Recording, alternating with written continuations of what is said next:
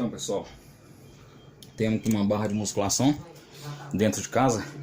Você pode colocar na porta do seu apartamento, da sua residência.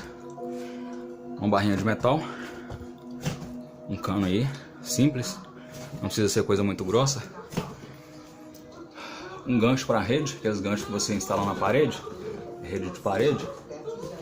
Aliás, dois, você compra aí por R$8 cada um, dois dá 16, é o que você vai gastar aí. 8 parafusinhos de madeira, autocortante. Eu não furei ele com broca, eu simplesmente tenho uma parafusadeira, eu parafusei os parafusos para que eles ficassem bem apertados. Então eu furei a broca, ele fez um teste ali, mas ficou frouxo, então não utilizei a bucha não. Coloquei o parafuso direto na madeira, suporta tranquilo. Aí você encaixa aqui sua barrinha de metal. Cada parafuso desse, que é um parafuso de 3,5 milímetros, suporta 20 kg aproximadamente.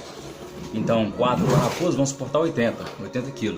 80 com 80, 160 kg, que é o que vai suportar essa barrinha aí, para você fazer a sua barra fixa dentro de casa, tranquilo.